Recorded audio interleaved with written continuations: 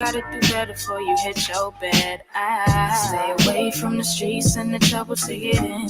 Trying to stay strong in this world full of sin, but they wanna bring us down. They don't wanna see us win. Trying to kill us all, Lord. Tell me, can I live?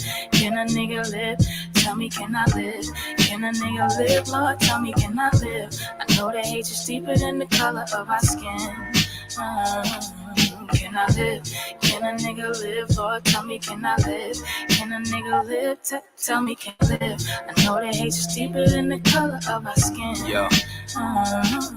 Can I live? They say my rhymes cause too much excitement. Ride incitement, shit, well there's no indictments when my kinfolk get murdered by white men. Dark skin, light skin, divided and blinded. So we beef with each other, our brothers, rather than fight them. Fuck all that silence, it's time to get shit ignited. I ain't my way low, nigga. I ain't taking shit from no tars. And ain't no motherfucking nation got freedom from marching, begging for portions. Niggas ain't signing no parchments, big payback. You crackers got red in your margins. Why? They broke every treaty, slaughtered the buffalo, and then they set fire to teepees. They carved their face in mountains, but we go to jail for graffiti. We fall for this country, they gave us syphilis and Tuskegee. We been getting robbed, yeah, we're the ones who stay behind bars. They take all our money, but they ain't wanna give us no jobs. Wasn't supposed to make it, but we stayed defying the odds. It's like we really only living off the grace of our God. Can I live without getting harassed by the Sarge? Can I live without getting slammed on my car? Can I live long enough to raise my kids? Can I live long enough to see justice? Yo, can I live without getting harassed by the Sarge? Can I live without getting slammed on my car? Can I live long enough to raise my kids? Can I live long enough to see justice? I stay away from the streets and the trouble to get in. Trying to stay strong in this world full of sin, but they wanna bring us down, they ain't wanna see us win. They wanna kill us all, Lord, tell me, can I live? Can a nigga live? Can I live? Can a nigga live? Lord, tell me, can I live? I know the hatred's deeper than the color of your skin.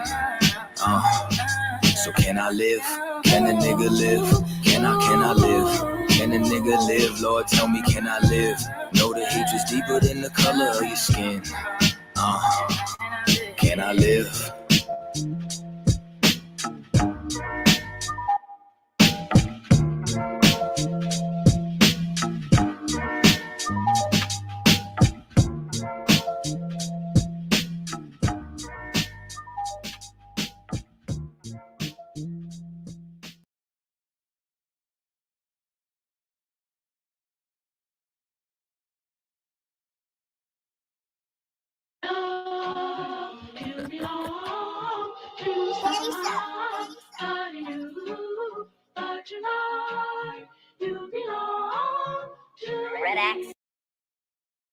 Where's he going with this shit? Oh no, you belong to somebody new. 'Cause tonight you belong to me.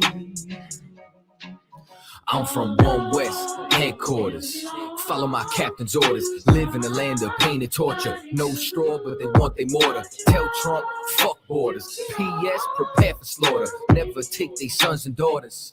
Never give them all in return. Niggas never wanna learn. Till they laying in the urn. Babylon, Babylon, Babylon. You got to burn. Even if I gotta go with it. So fuck it, is you with it? Niggas never feel froggy, they just wanna rip it. If I see a bad bitch, then I gotta rip it. Your lip looking like the Red Sea when I split it. Tell me why that flow so vicious. Every time he switches, beat a nigga ass like mama did with switches. You niggas looking real, real gay. Where are the bitches? I mean, where are the sisters? Better stay away from witches. That's a brouhaha. Love me as she brew, yeah. White people, he brew now. If you didn't know, you do now. You belong to me. Yeah. Alright. This nigga's bonkers. From the same city as the Knickerbockers. Name ring bells from here to Yonkers. Or Nicaragua. You niggas too thirsty, you need some agua. I ain't talking Fina. When they kill my dog, I ain't hear shit from Peter. These niggas talk Kent, but they really mean FEMA. Haven't cut his eye, got more stripes than Adidas. If you ain't a bad bitch, then get the fuck off my penis. 1-2 step with a meat tree drip. Keep my circle tighter than my meat tree is. If I don't fuck with you, you a piece of shit. When I dip, you dip, we dip, we dip. This type of shit that I sing to my bitch. No 6ix9ine, we don't sing no snitch. Gotta love that bass. Social distance, I love my space. Tell Karen, get the fuck out my face. We ain't never switching up on our race. You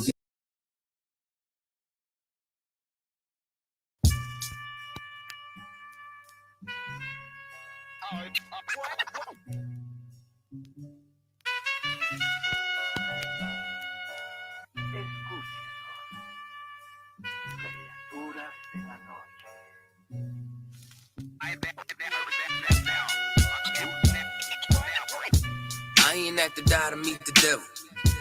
Angels fell and landed in the ghetto. The earth was given to the hands of devils. And we seen the rise of the devil. We fell for the lies of the devil. When we got high was the devil. I looked into the eyes of the devil. I ain't at the die to meet the devil. I remember I was only 13 when I met the demon. Gave me a deuce and a bundle of cocaine. Told me to sell to my people, make sure you keep them fiending. If any try to show you, make sure that you leave him leaking. He said, I'ma hold you down when problems pop up. how you got me moving this dope? Want me in lockup? He said, Don't check the Benz vertible with the top cut. Yeah. Stop, bitch, you get in that kitchen. Let it rock up. Bitches love the dope boy, especially when it's wop up. I know you know Ron. who the plug from by the block up? I'll tell you a little secret. Make sure that you keep your mouth shut. Ron got a Lexus, crib in Philly and Texas. Trips to the Bahamas, just got up with his mama. He fucking up them commas. Be honest, he seeing decent though. I hear you, but I just seen Ron about a week ago. In fact, he ain't looking too good. His knees is kind of slow. I asked him why the struggle. He got stuck up for his bundle, but them 6 hollow legs.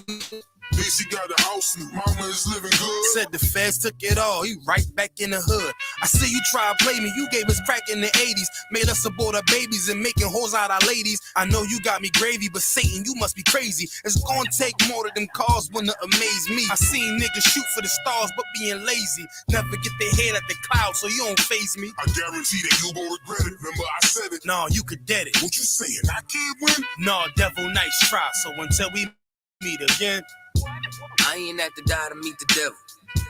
Angels fell and landed in the ghetto. The earth was given to the hands of devils. And we seen the rise of the devil. We fell for the lies of the devil. When we got high was the devil. I looked into the eyes of the devil.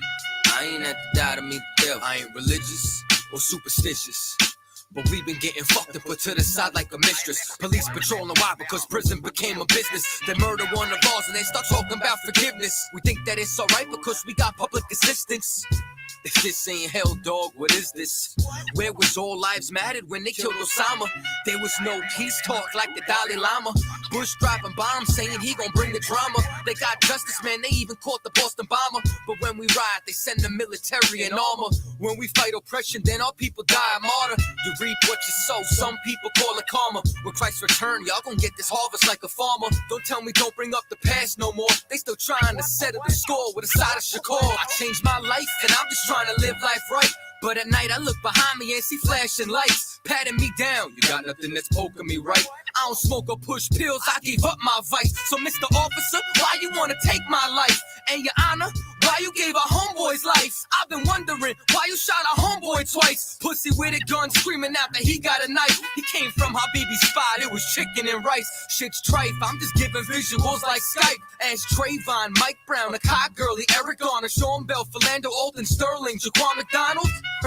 The white man is so devilish. Ask Hammurabi, he'll tell you who the devil is. The white man is so devilish. Ask Hammurabi, he'll tell you who the devil is. I ain't at the die to meet the devil. Angels fell and landed in the ghetto. The earth was given to the hands of devils. And we seen the rise of the devil. We fell for the lies of the devil. When we got high was the devil. I looked into the eyes of the devil. I ain't at the die to meet the devil. I ain't at the die to meet the devil. Angels fell and landed in the ghetto. The earth was given to the hands of devils. And we seen the rise of the devil.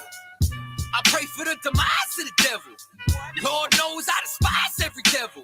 I looked into the eyes of the devil and said, I pray you die, every devil.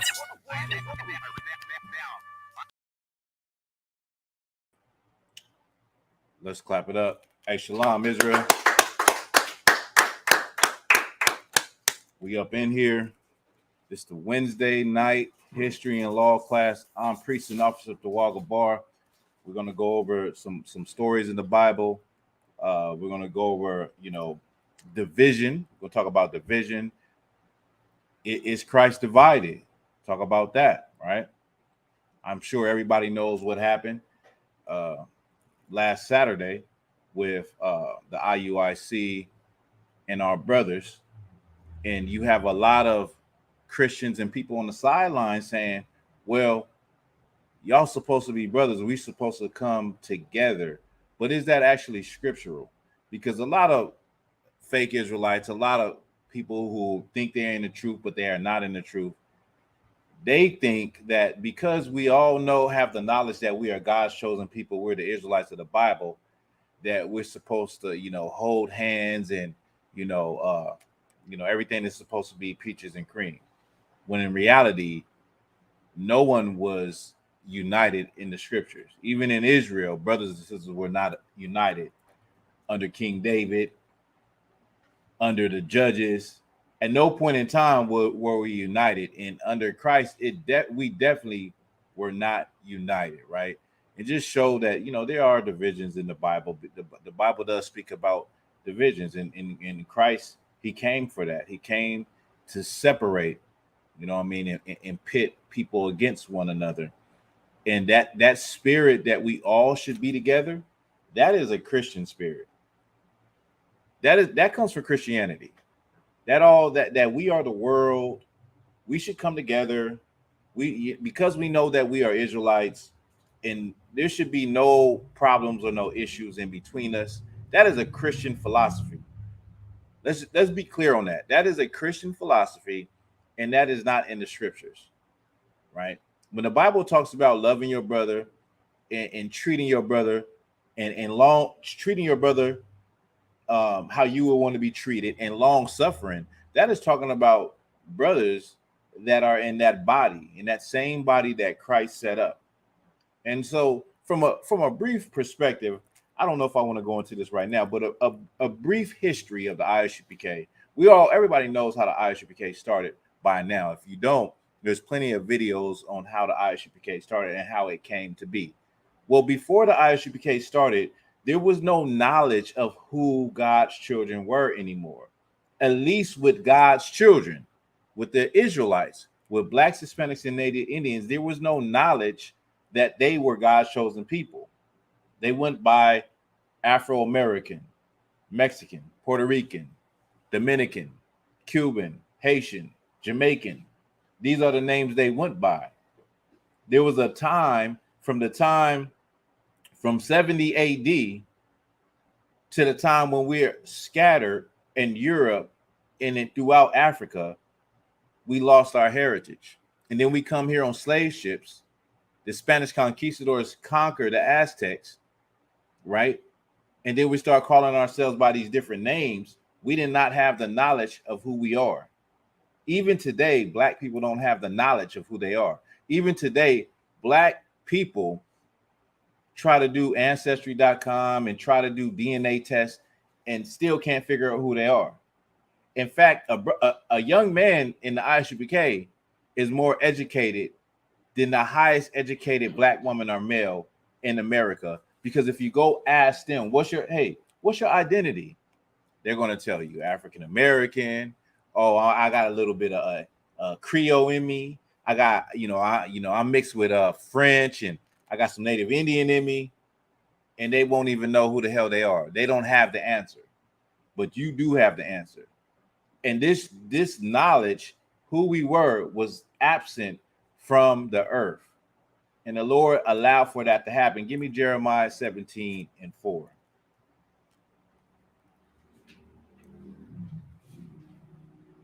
Hey, Shalom, David Coronado, Sawat Bangad, Shalom, Jaime, Shalom, Kalmaz Baf, Shalom, and Sister Barafinawa, Shalom. You got it? Go ahead, read loud. The book of Jeremiah, chapter 17 and verse 4. And thou, even thyself, shall discontinue from thine heritage. The Lord, go ahead. That I gave thee. The Lord said that his people, his children, his firstborn, Israel, would discontinue from their heritage. Young man, little man right there. What does it mean to discontinue?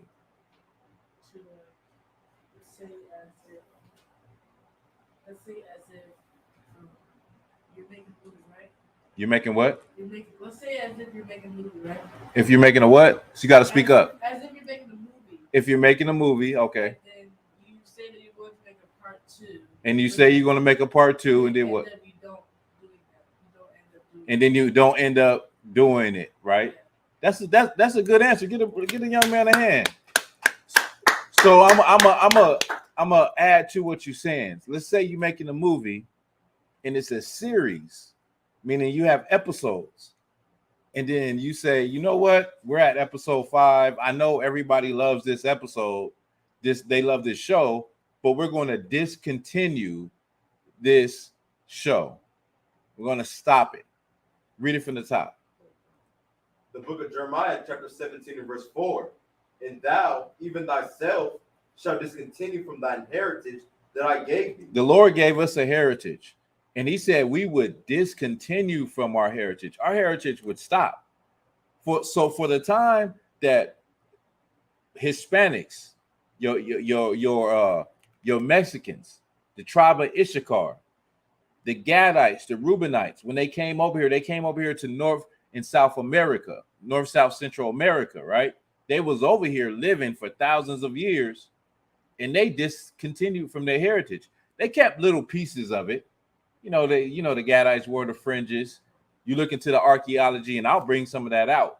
The tribe of Issachar, they rocked the shield of David. The priests rocked the shield of David, not on their chest and in their earrings. And then you had, the Judites, the Levites, those brothers in West Africa, they kept little pieces of it.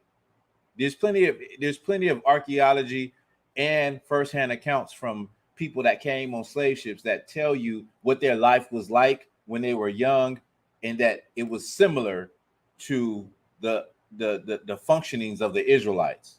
So we had little pieces of it, but as a whole, we had discontinued from our heritage. The knowledge that we were God's chosen people had left us. We were just practicing little bits of it mixed in with heathen customs. That's what we were doing, right? We were practicing, African customs. The Gadites was practicing, heathenish customs. They had the shamans and the ghost dance and all of that. The Mayans and the Incas was practicing heathenish customs, right? And held on to a little bit of it. But for the most part, it stopped. Us knowing who we are, us knowing what tribe we were from, us knowing that we were the sons of God, that heritage was discontinued. It stopped. It was nowhere on the earth until 1969, when the Lord allowed for this truth to come back on the earth. The foundation of what you see today. You see all of, fake Israelite groups pop up every day. A nigga pops up every day. And I was just talking to my rib earlier today, and I said I was on my way to start a fake Israelite group. Me and Regalia. We were on our way. We heard Salakia. I'm gonna show y'all something. Salakia. When we Salakia. When we first heard the truth, and I'm being real with y'all, I first was exposed to the truth on the internet. This was like in 2008, 2009. And I seen the purple cats. I seen the purple piglets, right? And that's when I first heard about it. I wasn't following them, but I heard about it, and it opened up a whole nother world. Because before that, I was looking into Islam for identity. I was just looking into conspiracy theories, the Illuminati, all the things that you look at when you're getting high.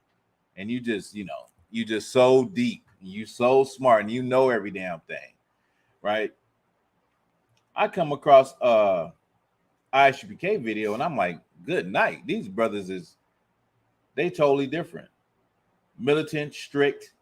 I seen structure that I didn't see with all of these other groups, right? Lo and behold, I didn't know it was the home of the truth.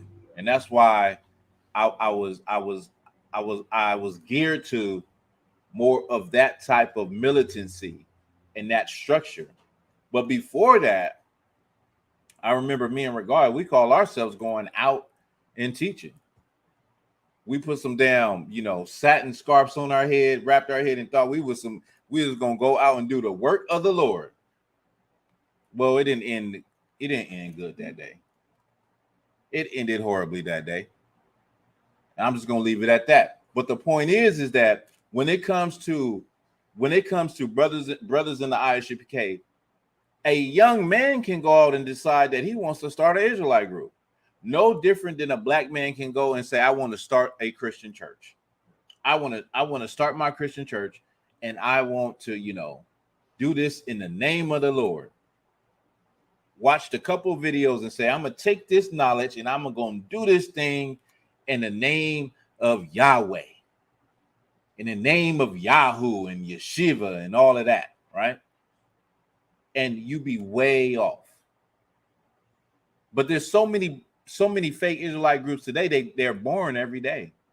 Somebody thinks they have the truth, or they have a revelation. Young men, they got a revelation. They found the truth, and now they think they know something that nobody has ever read in the Bible. They know something that the seven heads who did extensive research and archaeology, they never came across. You're the one. You're the guy that, you got an epiphany. You got an idea. The Lord has touched you and he has showed you something that nobody has ever seen. When in reality, that is the spirit of division. That is the spirit of a fake Israelite. You understand? That is the spirit of hating your brothers. Instead of joining your brothers, you'll rather do your own thing. It's the spirit of division, right? Did I ask for a precept? Give me that precept. Who's that? Jeremiah 17:4. Salaki, read it one more time. The book of Jeremiah, chapter 17 and verse 4. And thou, even thyself, shalt discontinue from thine heritage that I gave thee, and I will cause thee to serve thine enemies in the land which thou knowest not. In the land that you know it's not. So the foundation. Now we know that is true. We were disconnected from our heritage, and we are serving our enemies in the land that our forefathers did not know. Right. Our forefathers did not know, this land. Our forefathers are from Mesopotamia, the Fertile Crescent, Israel. That's where our forefathers are from. On the other side of the world, the East. And this just shows you that there was no knowledge to who we are for a very long time until the Lord chose great men to bring this truth out again back to the world. That is the truth. And that's why we say I.S.U.P.K is the home of the truth. There's nobody that can say that we're lying, because it's the truth. The Lord chose, whether you like it or not, the Lord chose these men to bring the truth to the world. This one body. Give me what I want. I want Ephesians 4:1. 4 and 5.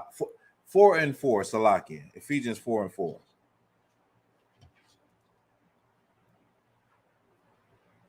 The book of Ephesians, chapter 4 and verse 4. There is one body. There is one body. There's one body. I just showed you through historical context that we didn't have this knowledge before. And let me just add to that. This knowledge came out that Blacks, Hispanics, and Native Indians were the chosen people of God in the names of their tribes and where they would be. And people hated it. They gainsaid it against it. They said, Mexicans are not our people. Puerto Ricans are not our people. all of the Israelites were black. This was in the 60s. And this was before any archaeology ever came out. Now you have archaeology where you have Hebrew stones found in Mexico. You have the Shield of David found in Mexico. You have incense, Israelite incense burners found in Guatemala. You have Hebrew stones found in Puerto Rico. You have these things. You understand now? Before in the 1960s, 1970s, these things hadn't even came out. But brothers were saying these are the children of God, right? Read it from the top. The book of Ephesians, chapter 4 and verse 4. There is one body and one spirit. There is one body. There's one spirit. You understand? We have one spirit in the I.S.U.P.K. in this truth. Everybody is on the same type of time. Whatever type of time you on, we on that type of time, right? There's one, it's one body. It's not multiple bodies like the Christian church. The Christian church believes there's multiple bodies, right? The Christian church, you have multiple denominations. We can go right outside and there's 2 or 3 different Christian churches, and you go inside each one of them on Sunday and they're doing different things in there, but they're all reading the same book. The Bible says that there is one body. There's not multiple bodies. You understand? There's not multiple spirits. Go ahead. Even as ye are called in one hope of your calling. Right. Verse 5. One Lord, one faith, one baptism. It's one baptism, meaning a teaching. It's one teaching. It's not multiple teachings, multiple doctrines. You saying something, young man? I'm gonna need you to be quiet, okay? Just if you got a question or anything, raise your hand. All right. It's not multiple, philosophies and all of that. There's one teaching. There's not multiple doctrines. What is a doctrine? What is a doctrine? What do you think? What is a doctrine?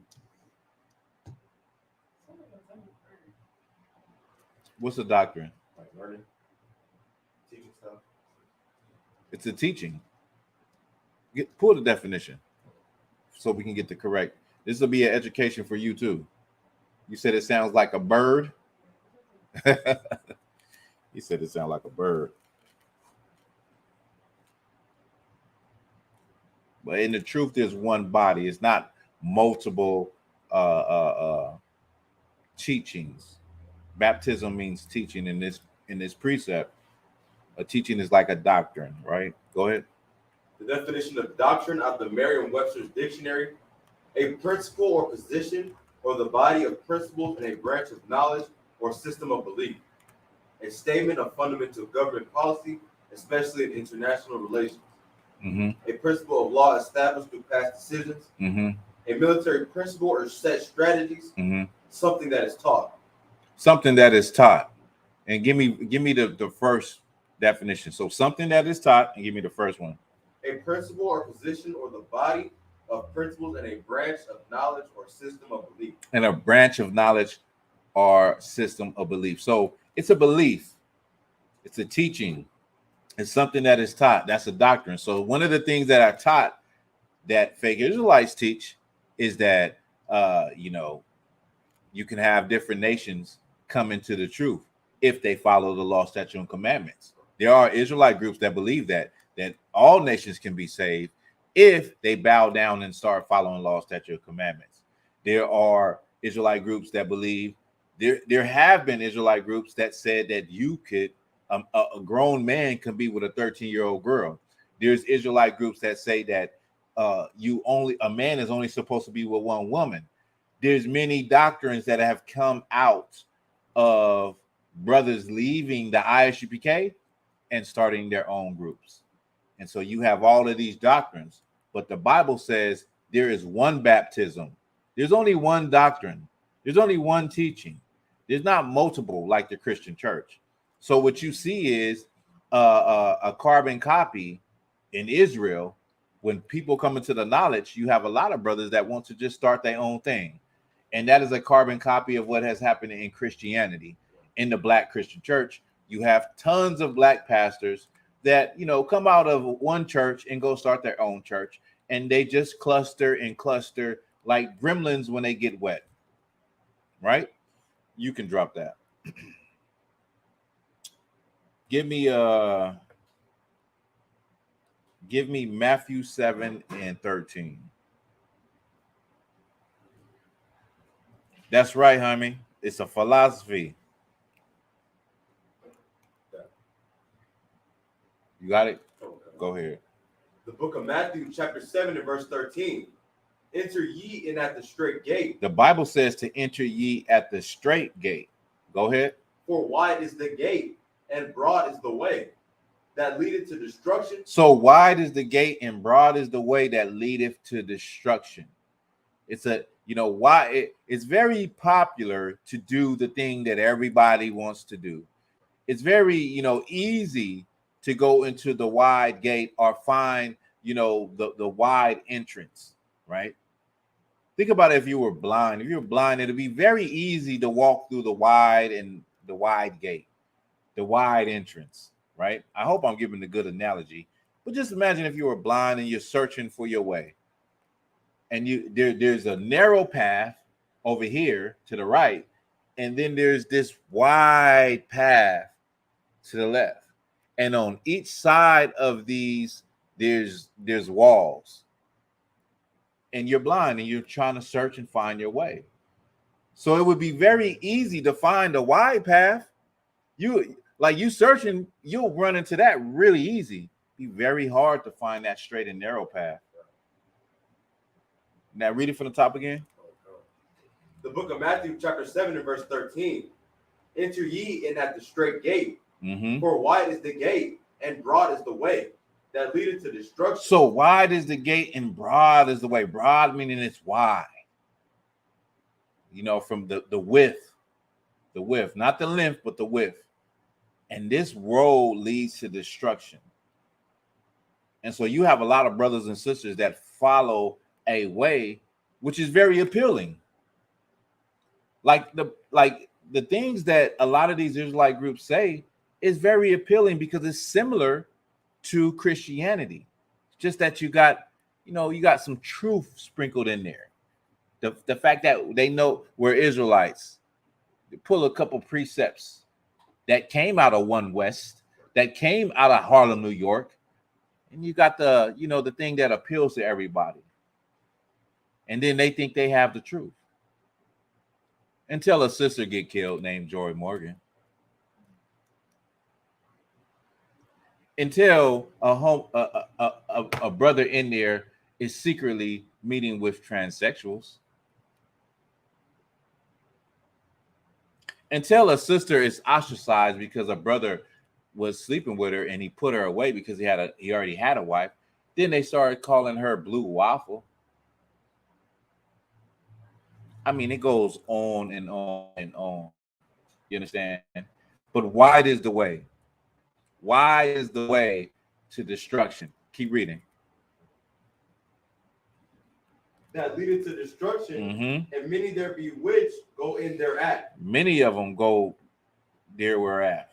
Go ahead. Verse 14. Because straight is the gate, and narrow is the way which leadeth unto life. Straight is the way, and straight is the gate, and narrow is the way that leadeth to life. Remember the analogy I gave you of the blind man. The blind man, you got a broad path, you got a narrow path, and you're blind and you're searching for your way. You got your stick and you're trying to find the right direction. It's easy to go into that broad one. We're leaders in the I.S.U.P.K. We're not followers. You don't want to go where everybody goes. You don't want to do what everybody is doing. What Christ only rode with 12 people. Right? There were people that turned away from Christ because they said his sayings are too damn hard. They was following Christ, and then they turned away from following Christ. He didn't say the things that made them feel good. He didn't say the things that made them feel as though comfortable. What's that precept? I believe it's in Jeremiah. The precept, prophesy not unto us right things. Let me get that for you.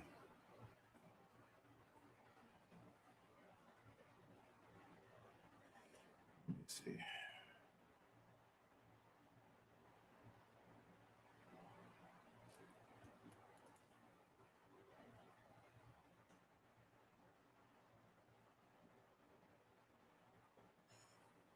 Read it from keep reading. Is that it on it? No, Go ahead. it's a little bit. Go ahead. And few there be that find it. Yeah, so it's very hard to find the truth. Unfortunately, the truth is not for everybody. Everybody is not going to come into the truth, and that's the way the Lord designed it. That don't mean that we don't go out there and we don't, work as hard as we can to wake up as many brothers and sisters as we can, because we serve a living God. We serve a God that could change his mind. He changed his mind with Jonah. He sent Jonah to the city of Nineveh and told him that this place will be destroyed at this time. And the Lord did, he changed his mind. So we serve a living God that could change his mind. That things are not solid in stone, because although the Lord is a God of war, he's a man of war, he's also great in mercy, right? Let me get this precept. I think it might be Jeremiah 30 and 30. Somebody put it in the chat. That the precept is that they want the seers to prophesy lies to them, prophesy deceits.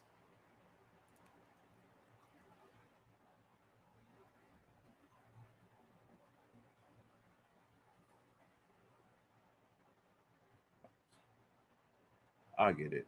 Select it. Let me get it.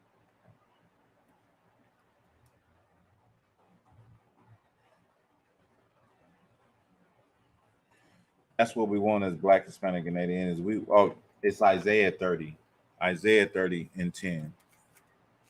That's what we want. We want to hear something that is that makes us feel good. And so the thing that makes you feel good, you're going to follow that thing. The thing that makes you look at yourself and makes you change and makes you realize that you're a wicked, stinking, evil bastard, that's the thing you don't want. You want the thing that make you cover up your faults, that make you not have to take accountability for none of your actions. You would rather follow that thing. And that's a lot of fake Israelite groups today. They are like the Christian church. They are basically, well, a lot of brothers and sisters, what they end up doing is they leave the Christian church just to go into another form of Christianity. Right. That's what they do. You got it? Go ahead.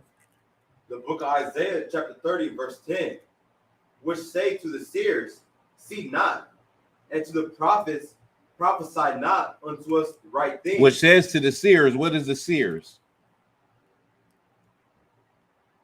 The prophets. Which says to the prophets, see not. Don't see what I'm doing. Don't see all my filthiness and my dirtiness and, the way I'm living and the things I'm doing in the dark. Don't act like you don't even see me over here smoking this weed. You see me, just look away, act like I don't smoke weed. You see me, act like I'm not on the street half naked selling my body. When you see me, act like I'm not handing somebody a pack and they handing me money. Like I'm not selling drugs. Go ahead. Prophesy not unto us right things. Right. Speak unto us smooth things. So don't prophesy unto us right things. Don't tell us the right thing to do. Speak unto us smooth things. Well, in the home of the truth, things are not smooth. Right. You get it rough. You get it raw. You get it uncut. The truth is uncut in the home of the truth. Right. You won't get that. You won't get what you get anywhere else. And that's why people think that we hate women.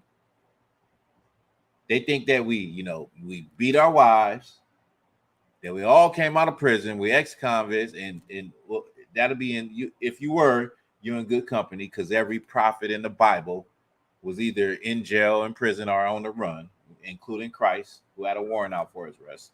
But people think these things about us, based on the fact that we tell the truth. We give it to them straight, no chaser. When the Christian church speaks smooth things to people, the Christian church does not even say anything about the sins of the people, because they want the people to keep coming and putting that money in that bucket. So the Christian church is not going to charge their parishioners. They're not going to charge the people that's sitting in those pews and say, y'all need to stop being whores. Y'all need to stop smoking cigarettes and getting high. Y'all need to stop hating each other. They're not going to do that, right? And that keeps people comfortable. Go ahead. Prophesy not unto us right things. Speak unto us smooth things. Prophesy not unto us right things. Speak unto us smooth things. Tell me something that I want to hear. Tell me something that is not going to anger me. Tell me something where I could tolerate this church, this congregation, this fake Israelite group, and keep coming back. Because if you tell me something about myself that is true that I need to change, then I'm not dealing with y'all no more. You're a bunch of angry men that hate women. You don't love your people. You're evil, you're wicked, and you hate your brothers. That's the response that we get by telling people about themselves and telling them the truth according to the Bible. You have something, sis? It's like when you're trying to share something, like say like you had a conversation with your family or friends, and you like, well, you shouldn't have did that. Their favorite thing to say is, "Don't judge me." They look at it as judgment instead of like love, correction. Right. But that's their favorite thing to say. Right. So that's the world. The world says don't judge. You should not judge. Why are you judging? You're judging. That's a very Christian statement and stance to take when you're told about yourself, or when you're told that you shouldn't live a certain lifestyle. Because in reality, all a person is really doing, if I'm telling you that homosexuality, or I don't know if I can use that anymore, so like it, if I'm telling you that a man sleeping with another man is wrong, or the lifestyle of LGBTQ plus TKWB and all that is wrong, I'm telling you from a scriptural perspective. I'm telling you because God says it's wrong, right? I'm just telling you it's wrong. I'm not judging you, because Christians don't understand what the word judge means when it comes to the Bible. The word judge means to condemn somebody, to punish somebody. Like when you get judged, young man, stay with me. Let me ask you a question. What does it mean to you to be judged?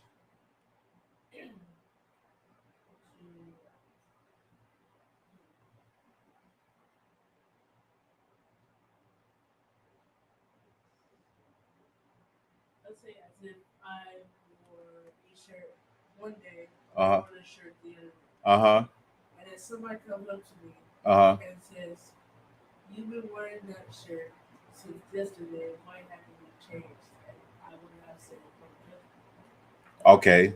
Now that's the word judge doesn't mean that. But what you just explained is what I just explained. I don't know if y'all heard, but I asked the young man said that if he, this is a young man, he's in elementary school. He said, so if he wears a shirt, more than one day consecutively in the week, and a kid comes up to him and says, why are you wearing that shirt? Again, he would say, don't judge me. That's not what judge means. But that's in the world, that's how people use don't judge me, right? Judging somebody is punishing somebody. That's what judging means in the Bible. The Bible says don't judge others, I'm paraphrasing, or you will be judged, right? What it is really saying is not to say don't do this, don't be in the LGBTQ because you'll be judged. What it's saying is don't condemn someone. Oh, you're going to hell. You're going to hell. The Lord gonna kill you for that. That's what Christians do. Christians will tell you with the quickness, you're going to hell. When we know that only the Lord could, destroy your soul, your life, kill you and take your soul, right? And we're not in that position to do that as people. We don't have that power to do that. So the very fact that Christians say you're going to hell, they're off. You understand? That's condemning somebody. When you're a criminal, or you done something bad, you go in front of a judge, a prosecutor brings out your crimes, and the judge gives you a sentence. That's being judged. The judge hits that gavel on the table and said, you are now sentenced to 3 years in prison. You're being punished. You don't have the authority to punish anybody. When we tell Black and Hispanic people not to do this, not to do that, we're not judging them. We're warning them. We're warning them. We're giving them a warning before the destruction comes, right? That's what we're doing. We're giving them a warning. That's it. You understand? So when it comes to being judged, did you have a question? Did you have some, or that was a young man? When someone is saying don't judge me, what they really are saying is, I don't want you to tell me, I don't want Shalom, Lord Christ. I don't want you to tell me about myself. I don't want you to say, bring out those things in my face, bring them to the forefront, and actually, make me have to look and take accountability for what I'm been doing or how I'm living. They don't look at it like you actually care about them. They don't look at it like damn, he really, I know it sounds hard, but she's really trying to save my life. I know it sounds like rough, but he's really trying to keep me alive. He's telling me, I got a brother in the world that I grew up with from we was 3 years old, right? And he just got out of prison. And I was on the phone with him, and I was telling him, like, you know what I mean? He's in an area where it ain't nothing really going on, and there's nothing going on in that area. And he's talking about he wants to come back out here to San Bernardino, to the city. And I'm like, bro, just stay where you at, stay out the way. You know what I mean? He got people that's in the world that he comes from. He got people that's, that will take him out if they saw him. And I'm like, just stay, you gotta what, 13 months on parole, stay where you at. You don't need to come back over here. You know what I mean? Stay your behind where you at. Get you a job, stay out the way, and just keep moving like that. That life, we too old to try to live that lifestyle anymore. I'm not judging him, but I'm trying to show you some love by giving you some guidance and some direction. Go ahead, young man. I got a question on Leviticus 19 and 15. It's on top of it. Okay, pull it. The book of Leviticus, chapter 19 and verse 15. Ye shall do no unrighteousness in judgment. Thou shalt not respect the person of the poor, nor honor the person of the mighty. But in righteousness shalt thou judge thy neighbor. Okay. What does it mean by but in righteousness shalt thou judge thy neighbor? So you judge them in righteousness. Right. So you judge. So read it from the top again. I'll break it down. The book of Leviticus, chapter 19 and verse 15. Ye shall do no unrighteousness in judgment. Thou shalt not respect. So it starts off with saying you shall do no unrighteousness in judgment. So when you bring in judgment, what are you doing? What I just explained. You're not condemning. You're bringing the sentence for whatever the crime is. Right? Now keep reading. Thou shalt not respect the person of the poor, nor honor the person of the mighty. But in righteousness shalt thou judge thy neighbor. Hold that. If you could you plug up this? I think this right here. Plug it up for me.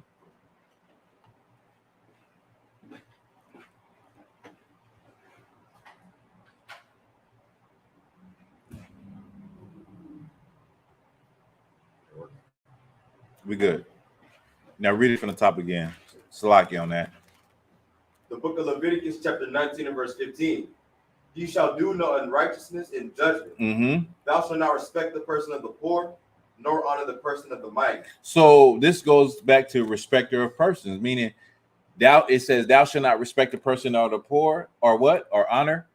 Nor honor the person of the mighty. Or honor the person of the mighty. Well, you see this all the time in this world that we live in now, in present day America, where if you're a nigga that ain't got no money, you're going to do the time. But if you got money and you got a name, or you a celebrity, you can get around doing jail time for a crime that you probably actually committed, right? Read it from the top again. The book of Leviticus, chapter 19 and verse 15. You shall do no unrighteousness in judgment. Thou shalt not respect the person of the poor, nor honor the person of the mighty. Nor honor the person of the mighty. Go ahead. But in righteousness shalt thou judge thy neighbor. So in righteousness you will judge thy neighbor. So in righteousness, if a person is wrong, they're wrong. There's no respecter of persons because of their status in society or the money that they have. This is something that we see that happens in this world today all the time. People that have status, have money, right? They get away with it. Even in you probably don't know, you never been in trouble like that. But when it comes to the legal system, everybody knows that if you got money for those lawyers, you could get off. You know what I mean? The money and the status can get you off. Meaning, like, you're a mighty person because you have money, right? And they'll respect that. Go ahead, Karatazai. I also want to say, like, even if you can't get all the way off, you can still get into a better situation than what somebody who doesn't have money. Right. Being like, you can be in a low security prison. Exactly. Serving your time, have all the liberties rather than being in max.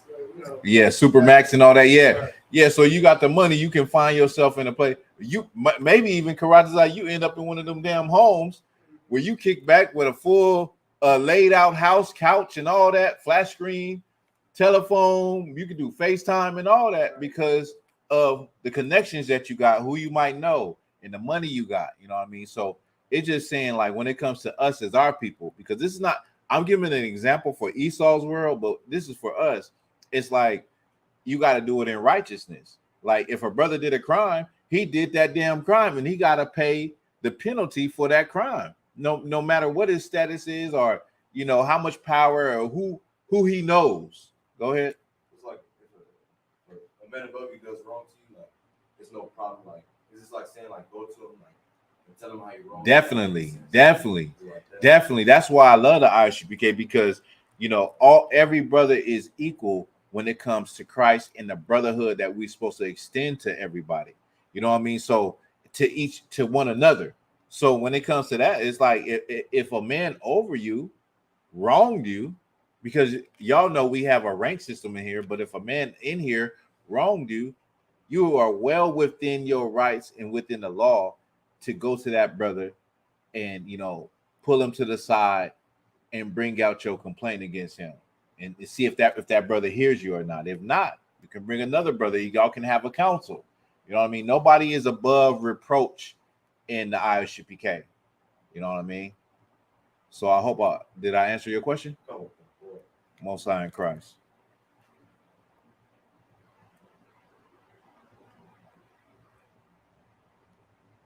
So like it. Let me just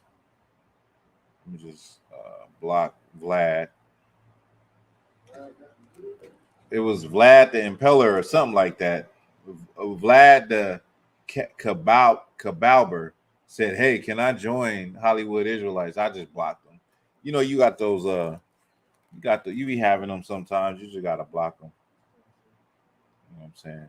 Salaki, I don't know. I don't know about an Israelite being named Vlad, But you know what I mean, if he was Israel Salakia on that, he could reach out on another platform, right? Where we at? Is that it on that? All right, drop that. Let me get what I want to go over. I want to go get Sodom and Gomorrah. Let's get a lot.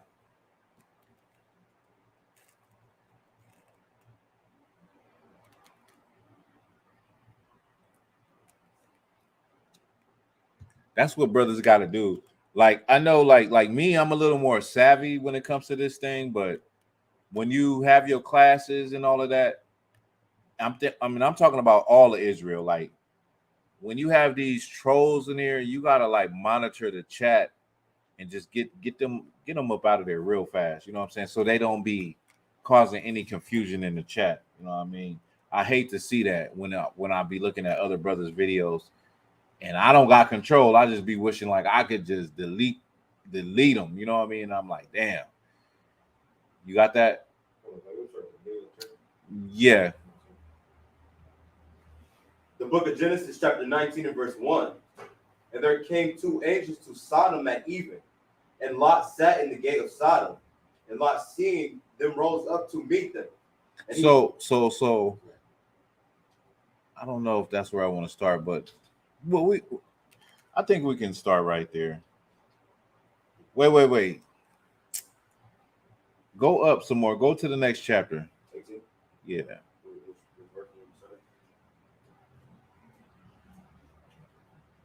Let me see real quick. Let me look real quick.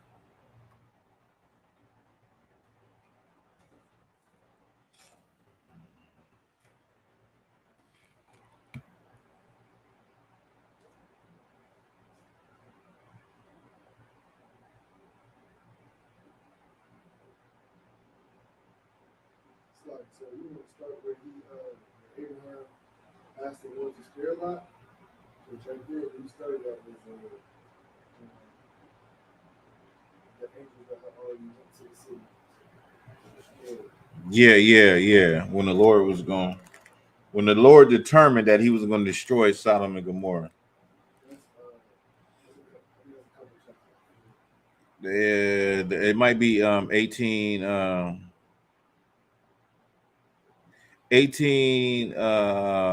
and 20.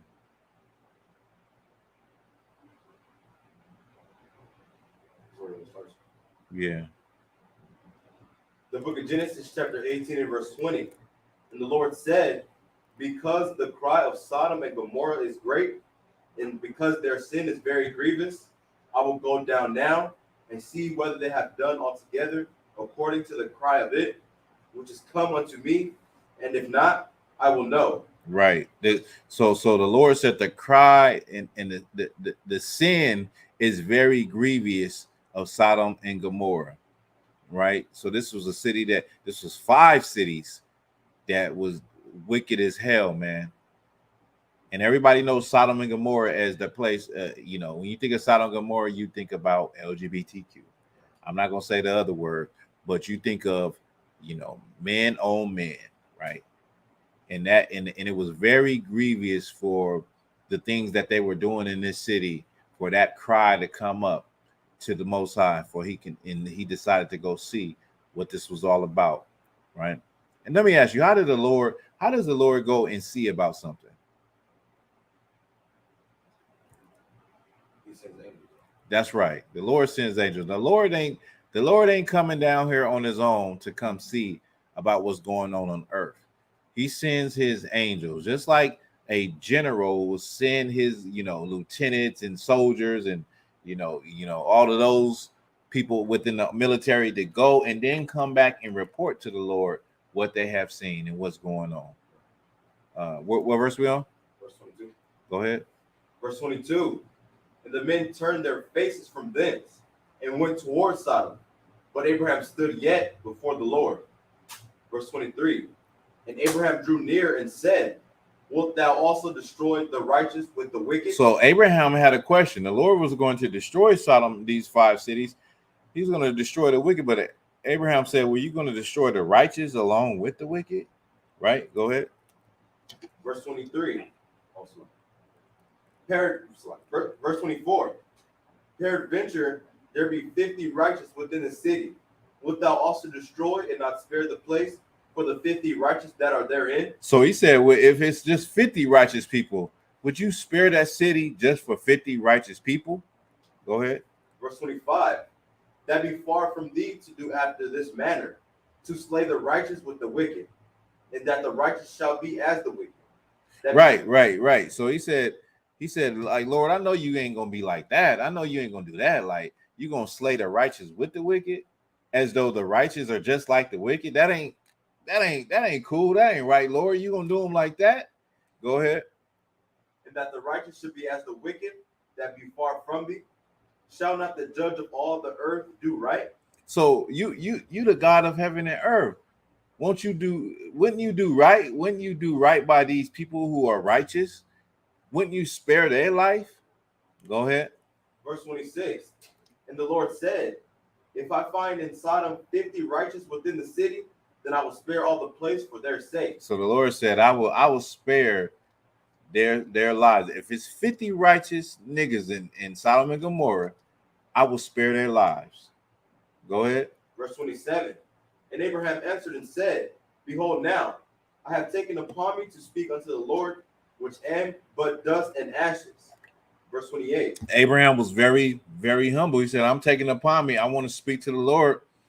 I'm just earth and ashes. Meaning, when I die, that's what my body gonna return to. Earth and ashes. I'm nobody. I'm a humble servant. I'm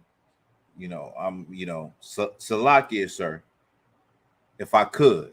Go ahead. Verse 28.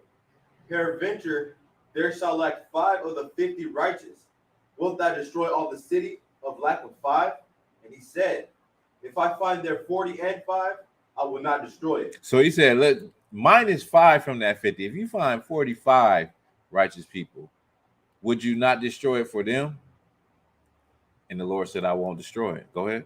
Verse 29. And he spake unto him yet again and said, peradventure there shall be 40 found there.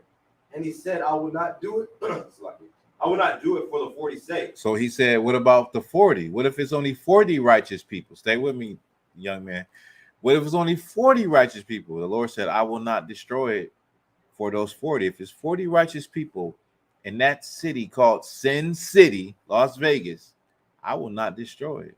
If it's 40 people in that city called Denver, Colorado, I would not destroy it. If it's 40 people in that city called Miami, I will not destroy it for those 40 people, 40 righteous people. Go ahead. Verse 30. And he said unto him, Oh, let not the Lord be angry, and I will speak. Peradventure there shall 30 be found there. And he said, I will not do it if I find 30 there. Now he asked him about 30. He said, if it's 30 righteous brothers in Buffalo, New York, would you still destroy would you destroy them with the city? He said, I won't do it. Go ahead. Verse 31. And he said, behold, now I have taken upon me to speak unto the Lord. Peradventure there shall be 20 found there. And he said, I will not destroy it if it is for 20's sake. What if it's 20 righteous people left in Seattle, Washington? What if it's 20 righteous people left in San Bernardino County? 20 righteous people left in Los Angeles County. The Lord said, I won't destroy it for their sake. Go ahead. Verse 32. And he said, Oh, let not the Lord be angry, and I will speak yet but this one. He said, one more time. Let me just ask this one more time, Lord. Please don't be upset with me. Go ahead. Peradventure 10 shall be found there. And he said, I will not destroy it for 10's sake. Now, what if, Lord, it was 10 righteous brothers in New York, the heart of Babylon? The Lord said, I will not destroy it for 10 righteous brothers. What if it's 10 righteous brothers in the UK, Trinidad, and Jamaica? The Lord said, I will not destroy it for their sake. Go ahead. And the Lord went his way As soon as he had left communing with Abraham, and Abraham returned unto his place. Now let's skip to chapter 19. The book of Genesis, chapter 19 and verse 1. And there came two angels to Sodom at even, and Lot sat in the gate of Sodom. And Lot, seeing them, rose up to meet them. And he bowed himself with his face toward the ground. And there came two angels, right? These two angels, a lot of times you see in the Old Testament, angels appeared as men. So these brothers came, and of course, these brothers were sharp as hell, looking glorious. And Lot bowed down to him. He bowed himself with his face toward the ground. Go ahead. And he said, Behold now, my lords, turn in. I pray you into your servant's house, and tarry all night, and wash your feet, and ye shall rise up early and go. Hold it right there. So he said, my lords, my Lord, come in. And this was customary in those times, all the way to ancient times. That's something I didn't say when I brought out, that was like 2 weeks ago. I brought out, the beginnings of Mesopotamia with the Babylonians, the Assyrians, the Sumerians, and even how the houses looked in the time of the city of the Chaldees, where Abraham came from.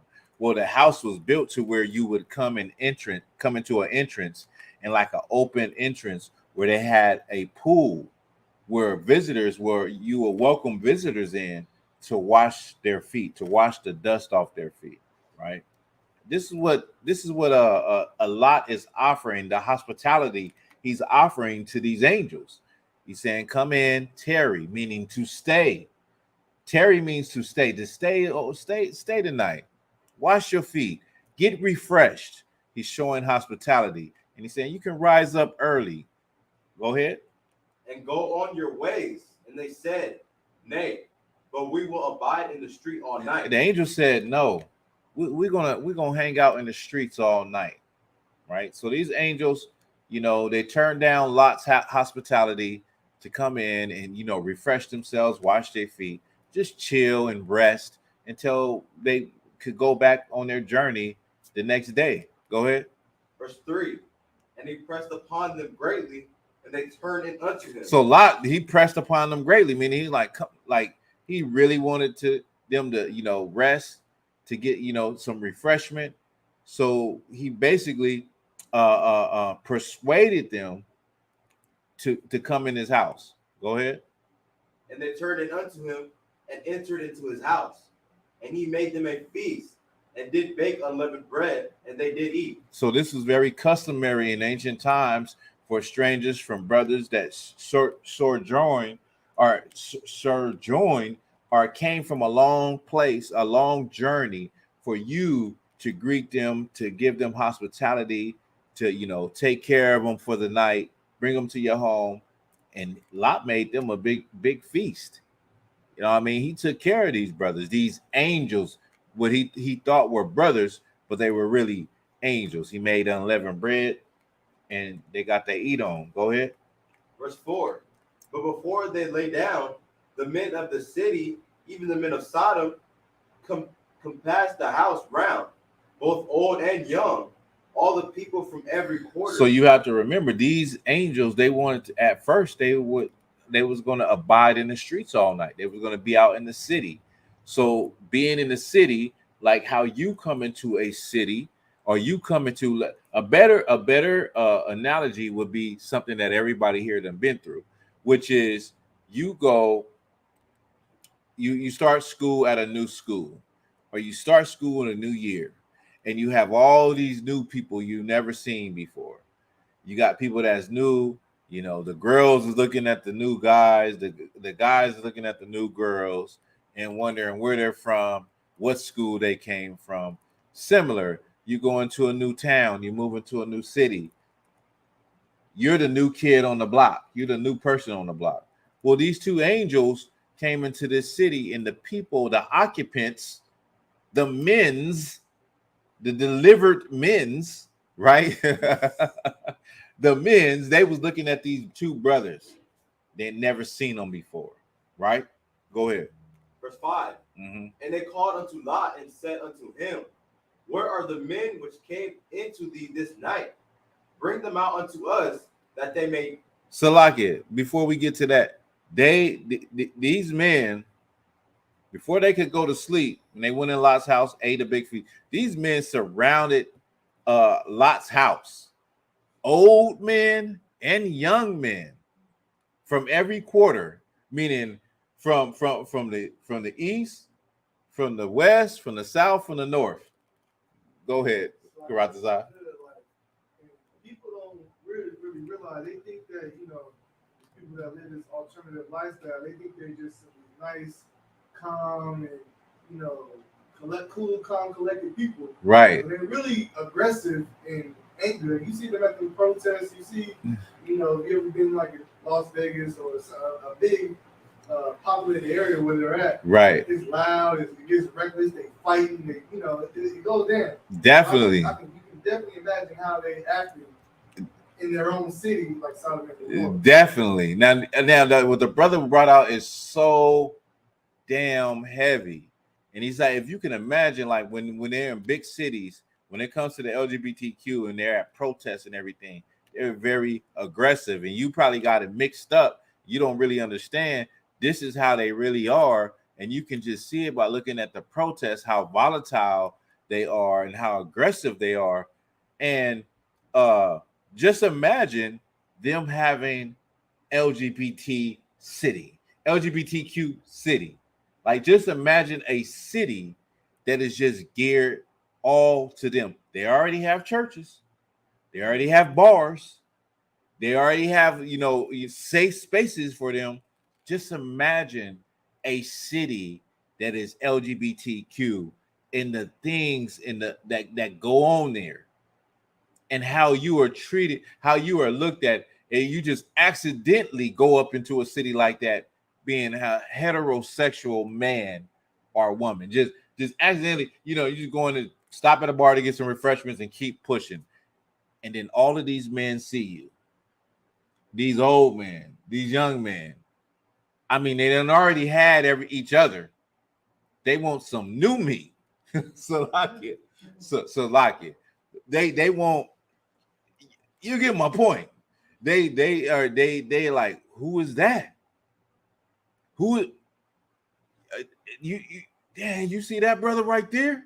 Can you imagine that? Just try to imagine. I don't want to imagine it, but imagine it, because it's written down in the scriptures for us to learn from this. You know what I mean? This definitely could happen in this time that you live right now in 2023. Definitely. You know what I mean? But everybody from every quarter, they old and young, they surrounded Lot's house. Go ahead, Ott. Verse 5.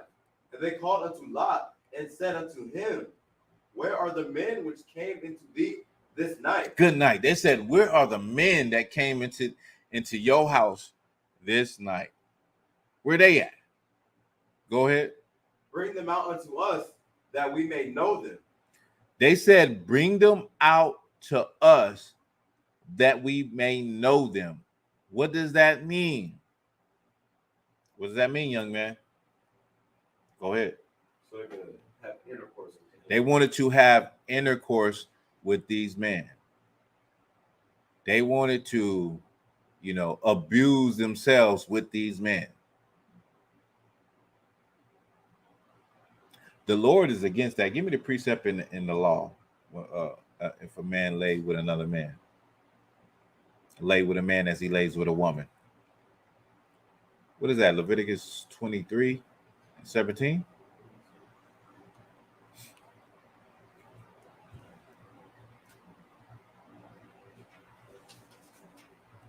What he said, 23:17. Right. Is it? No. Is it 17? It's like, I'll get it for you.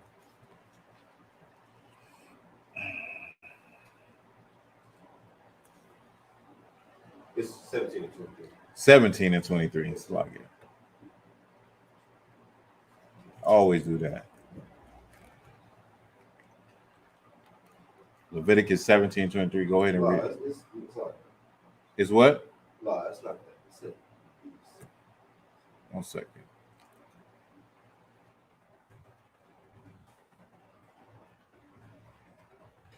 That's not like with mankind. It's 20 and 13. 20 and 13. 18 and 22. Not just lie with women. Okay. And what? So what did I just pull? Let me see. It's still 20 and 13. It's the same thing. Leviticus 20 and 13. The book of Leviticus, chapter 20, verse 13. If a man also lie with mankind, as he lied with a woman, both of them had committed an abomination. They shall surely be put to death. It's an abomination. If a man lie with another man as he would lie with a woman, it's an abomination. Go ahead. Their blood shall be upon them. There shall surely be put to death. And what? Their blood shall be upon them. Well, I don't need to say no more, but go ahead and go back to the story.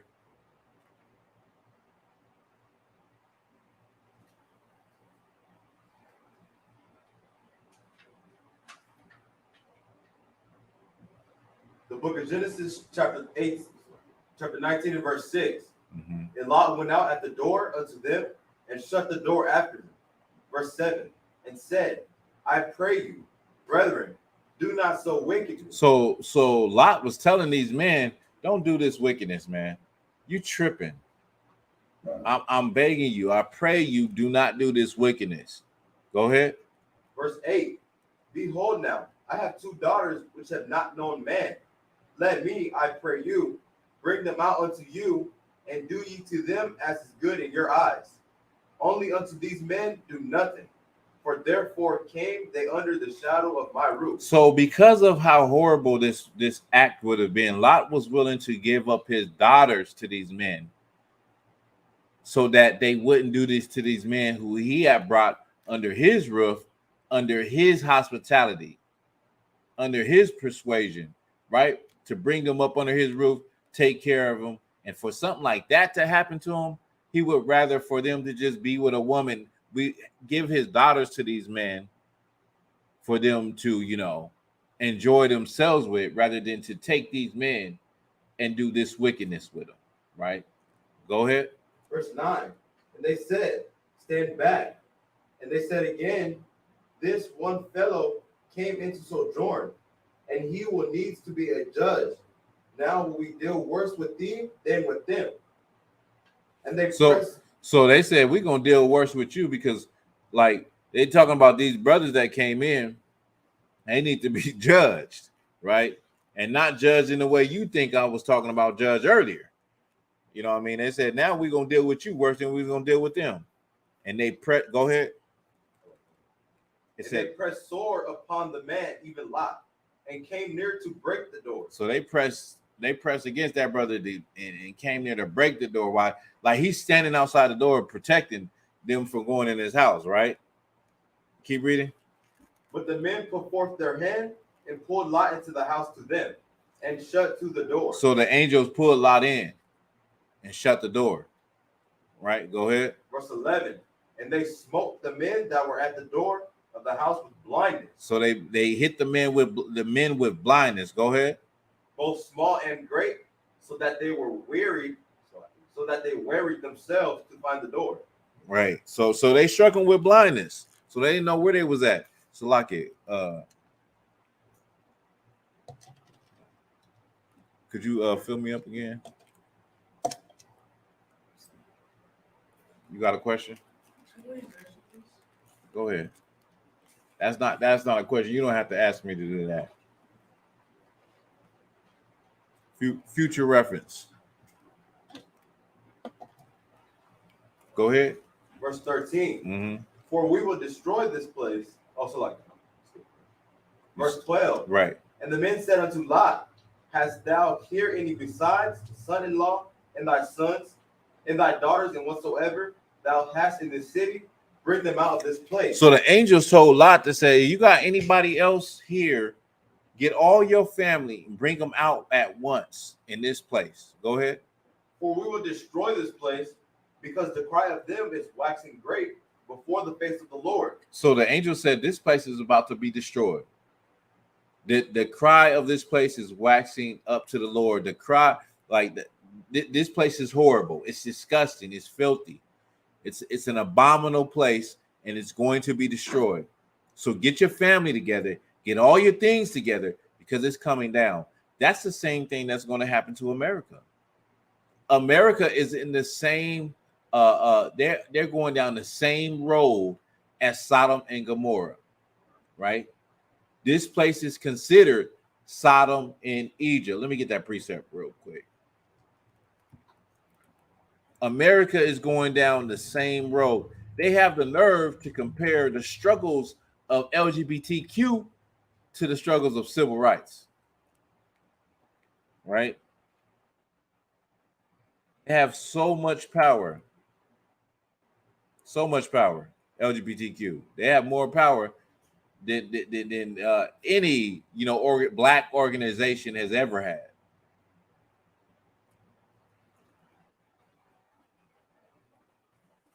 Give me Revelation 11 and 8. Revelation 11 and 8. Book of Revelations, chapter 11, verse 8. Mm-hmm. And their dead bodies shall lie in the street of the great city, which spiritually is called Sodom and Egypt. This place is spiritually, America is spiritually called Sodom and Egypt, right? Why is it called spiritually called Sodom and Egypt?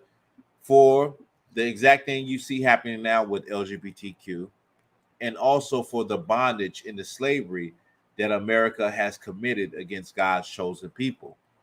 It spiritually, this place carries the same spirit as Egypt and Sodom and Gomorrah. And I don't really have to explain that. If you've been looking at America and you see all of the things that they have been pushing through the television, through the movies, it's like you can't even watch a movie. I try to sit down and watch a movie on Netflix, something, they have to throw some LGBTQ scenes in there. And I'm like, why? I'm like, the movie would have been, look, the series would have been good. What was the series? I was watching the series. I like sci-fi stuff. So I'm watching this series called The 100, right? It's decent. It's going good. Get about season 10.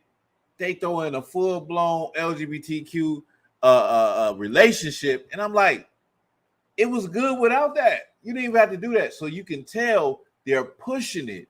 They have to have it in every movie, every scene. Can't nothing have it without it. So they're pushing this thing on you, right?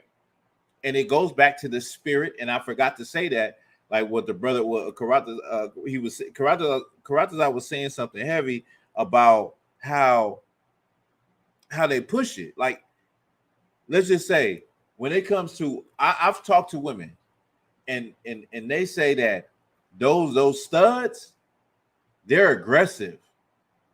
Like they come on to them harder than a nigga come on to them in the club, right?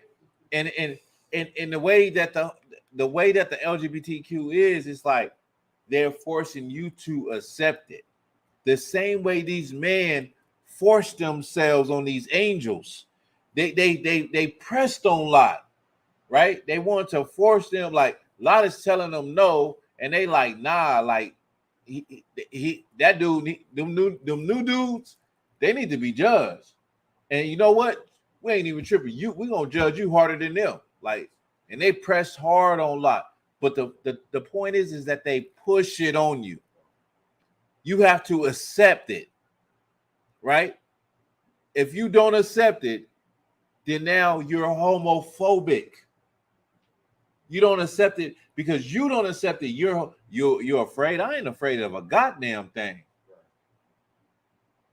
I just got standards. I live by codes and I follow the Most High. I ain't afraid of a goddamn thing. I don't have to accept nothing. You know what I mean? But that spirit of pushing it on you, that spirit goes all the way to Sodom and Gomorrah. Now, I've talked to sisters that said that they are aggressive. They are more aggressive than a man. and they just keep trying and keep trying and keep trying. Those studs, they just keep trying. Those men, they keep trying and keep trying.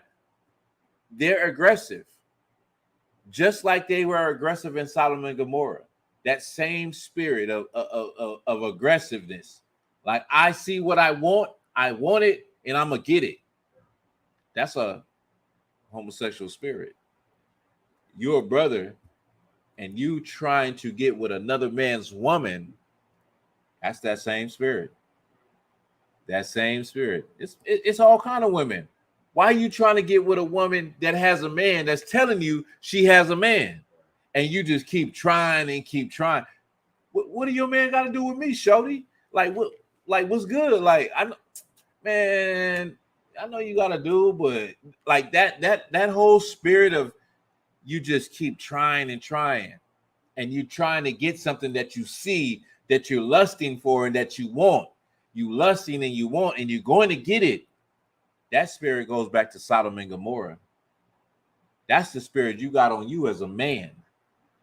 You got the spirit of Sodom and Gomorrah on you as a man if you're trying to sleep with another man's woman and you won't quit. You won't stop until you get her. You got a homosexual spirit on you, brother. That's not manly at all. We was raised in the hood to believe that it was manly to go sleep with another man's woman and think that we did something. Well, really, you just got the spirit of Sodom and Gomorrah on you, right? You know, you're not nothing special. A real man will go and get a woman that doesn't have a man, maybe 2 or 3 of them. You know what I'm saying? That doesn't have a man. That's honorable. That's 100. That's solid. It's not solid to go try to mess with another man's woman, knowing, and she's telling you, no, I'm good, and you just keep trying. That's what the studs do in the club. They just keep trying, and they got all the game in the world, and they think they got more game than their brother now. Oh, I know what she like. Yeah, you know what she like because you a bitch. Salakia.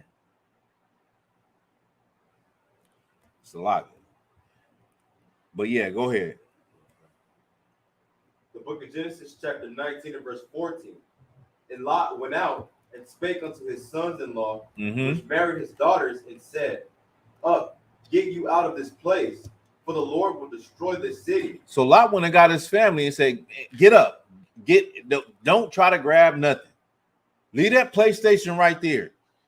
Leave them shoes right there. No, grab them flip-flop. Leave them Jordans right there. Don't try to grab none of your belongings. Come on, get up. Come on, let's go. We got to go. We got to move fast. Go ahead. But he seemed as one that mocked unto his sons-in-law. Verse 15. And when the morning arose, then the angels hastened Lot, saying, Arise, take thy wife and thy 2 daughters, which are here, lest thou be consumed in the iniquity of the city. Right. So he said, hurry up and get up. The angel said, hurry up and get out, unless you be consumed in the iniquity of the city. Meaning consumed, you're gonna be burnt up. You're gonna, whatever is coming, you're gonna get caught up in it. That's why we do what we do in the I.S.U.P.K. We love our people, and we don't want you to be consumed in the destruction that is going to come against America. It's going to come against America. The Lord is going to bring destruction on America, and we don't want our people to be consumed in the fire. Go ahead. Verse 16.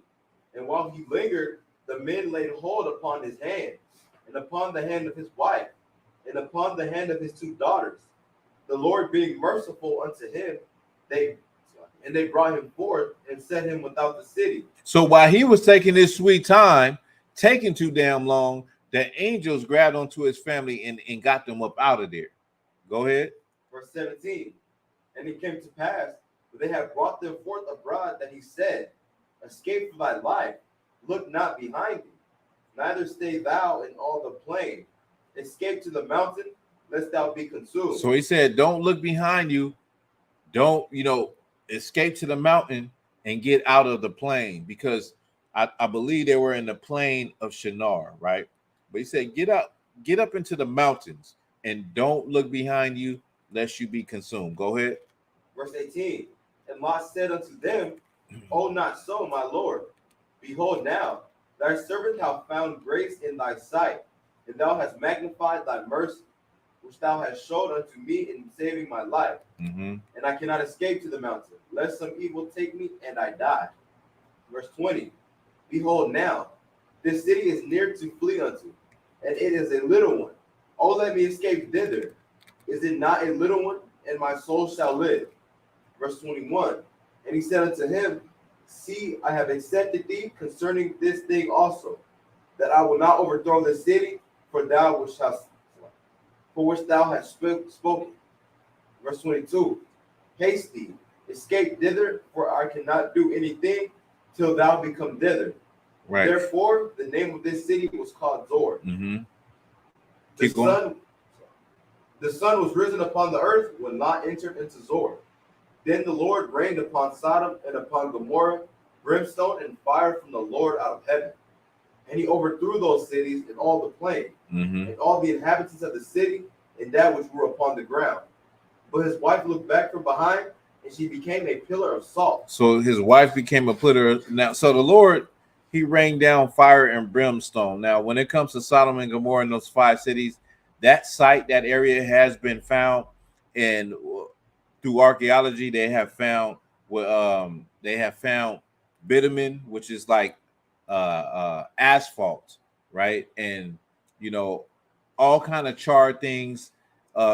They done found like the roofs of homes, evidence that the roofs of homes had been hit by brimstone, by things falling, fire and brimstone.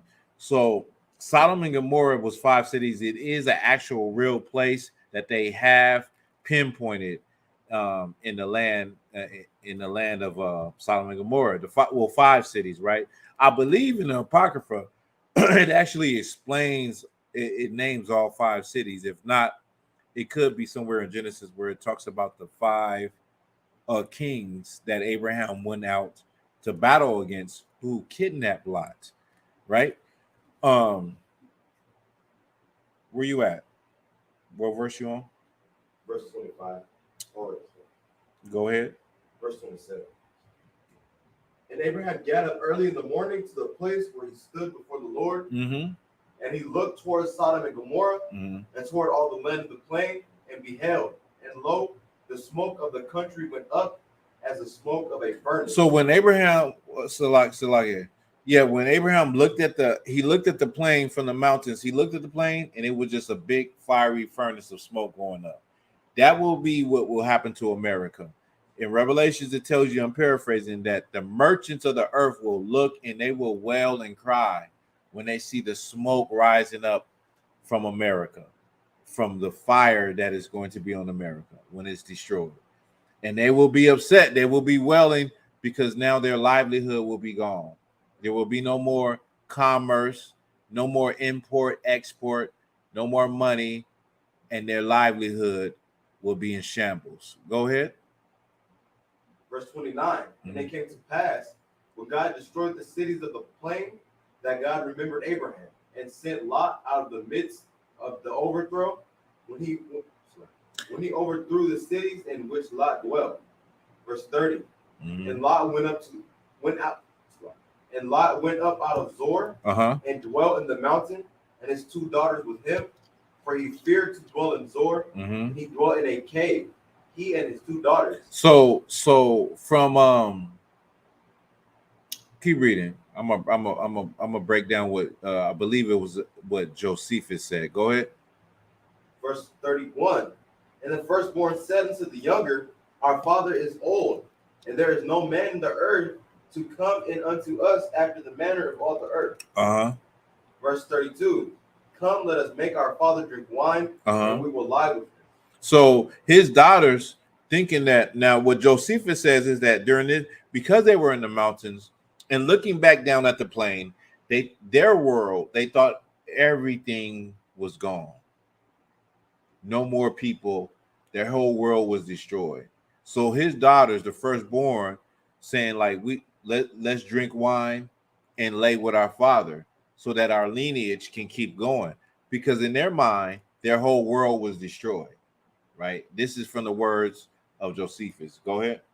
Josephus was a Israelite historian who was a Roman citizen that lived in the 1st century.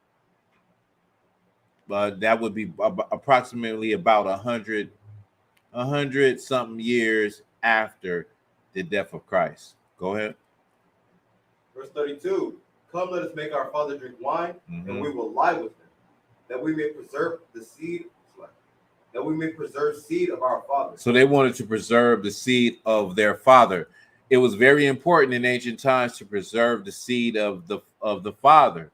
Even, you know, the law of if a brother dies, his brother would, if a brother died and he didn't have children, his brother would take over his stead and have children with his wife in order to keep his line going. So it was very important to have your seed, your lineage to keep going. Keep reading.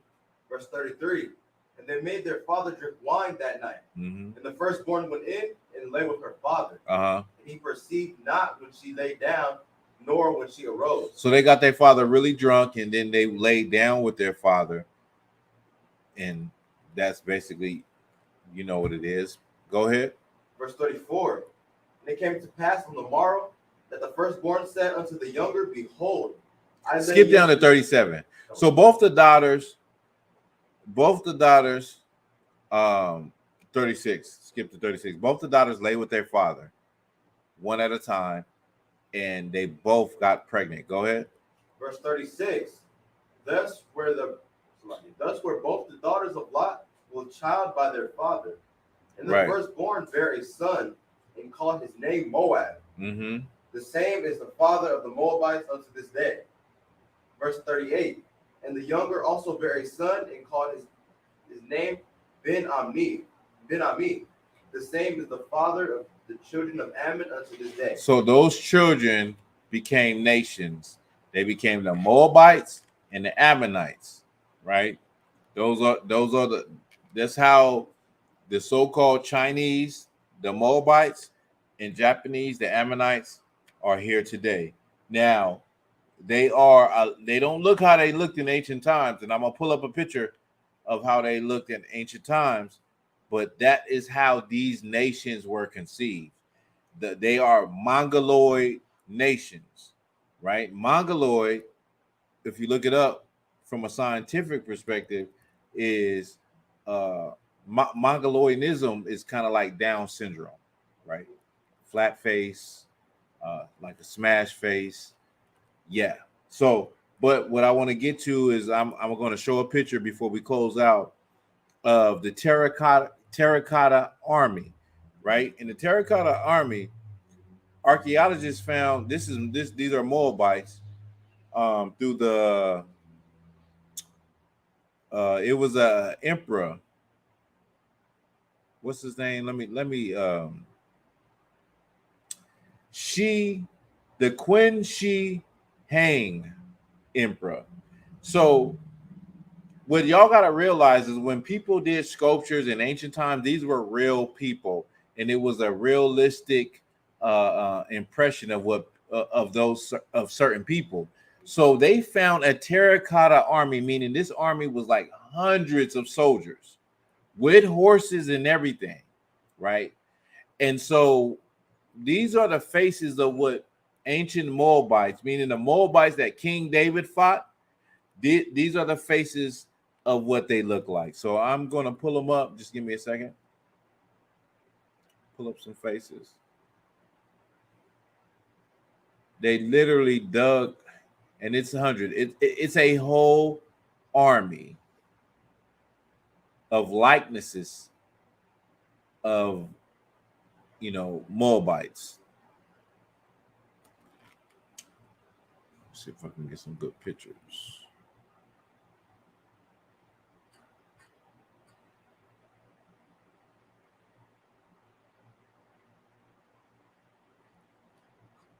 Y'all just bear with me 1 second. Let me get you some.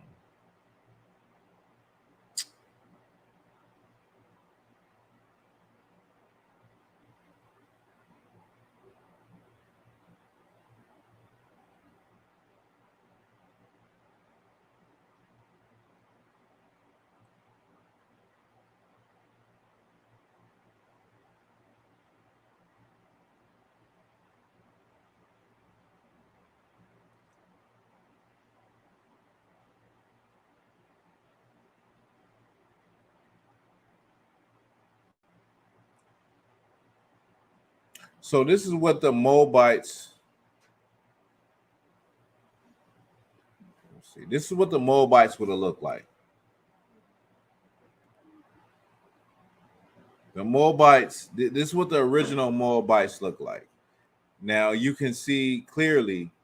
They had Negroid features. They still had the same features that Asians have today, except they were more robust, wide nose, a little thicker, and definitely they were dark skinned.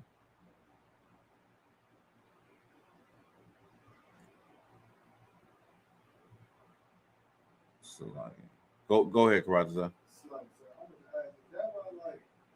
When you look at their culture and history, they would like do certain things to their faces and their feet. Like, they'll like break the women's feet to make them smaller and fit to these type of shoes. They'll do certain things to their noses to, fix their bone structure and things of that nature. Is it like, do they do that type of stuff to make themselves not look like? I don't know. That's a good question, but somewhere along the line, they definitely, like most nationalities, mixed with Edomites or Europeans, right? To get to look how they look today, because of course they are like, well, they call them yellow, but you know what I mean, they're that color. The Arabs were at one point in time, they were black. They're still black Arabs, but the Arabs that you see, or we know today, are the color of, like, they're brown. They're brown skin, light skin, brown skin. But the Arabs today, we know for a fact they mix with Europeans. That's why they look the way they look. But in ancient times, they were black. Ishmael was black. So to answer your question, I mean, possibly they have a lot of weird customs. But speaking of being Mongoloid and the Down syndrome thing, when you think about Moabites today, what do you think about? Like, you think about them eating anything, bat soup. They literally will eat anything, right? Not saying it like in a derogatory way. I'm just saying it as the truth. Like, they'll eat any type of fish. They'll eat any type of animal. They'll eat domesticated animals, cats and dogs. They'll eat, monkeys, all of that. Anything is a food item to them, right? And looking at it from that standpoint, it's like, I mean, they are who they are. You know what I'm saying? Go ahead. It's like, also like they kind of like remind me of like a child. Like, they'll really put anything in their mouth. But if you watch their videos, like, I don't even understand nothing they be saying, but they always like play with their food. Like, they play with it. Like, they want like, show it off and they be saying stuff, and like, the food be alive and they just, bite the head off of it or something. You know what I mean? Like, right. It's like, why would you do that? Like, they eat it. They'll eat the food while they're alive. Right. They'll like, no adult is doing it. Yeah. So these are the this is what the Moabites look like. Now you can look at them and tell they have that look, but they definitely don't look like how they look today, right? And these are the Moabites that King David battled with, right? They were black people. They were Shemitic people. They came out of Lot, Abraham's nephew. I believe Lot's father's name was Haran. He died. Lot's father died in Haran. No, his father's name wasn't Haran, but that's where he died at, which was Mesopotamia. And then from there, Abraham and Lot went to where they moved to, which is the area of Israel, right? But yes, these are the descendants. In fact, they connected. They went into the history and they found ancient Hebrew in Chinese writing, right? and they think that there's a connection between ancient Hebrews, but it's really not. It's just it was the language of everybody. Everybody had, used ancient Hebrew, and so over time, of course, it turned into what their writing is the Chinese script, but they found Hebrew words all throughout Chinese writing, and I could bring that out too. You know what I mean? Just to prove that there's a connection in that the ancient Chinese or the Chinese are the Moabites of the Bible. They don't look like them no more, but they are. So with that, I'm going to go ahead and end this class. I'm Officer Tawaga Bar. This is the Law and History class. Let's clap it up. Hey, the water for y'all rocking with us. The water for y'all being in the class. Make sure you be here next Wednesday. I don't know. Next Wednesday, let me see. Yeah. Moving forward, my schedule has changed, so I'm probably going to be switching days. Most likely, I'm going to be switching days. Maybe I can do a Sunday class. I don't know, but my slave is acting up. They acting up again, so I may or may not be able to do Wednesdays, but we'll see. The water for every brother and sister rocking with us. Make sure you pay your tithes. Support this truth. Keep pushing Israel. And I.S.U.P.K is the home of the truth. There is no other truth. There's a lot of fake Israelite groups out here, but you can rest assured you are getting the pure, unadulterated truth right here in the I.S.U.P.K under Commander General YAHANNA. With that, Shalom, Israel. Let's clap it up one more time.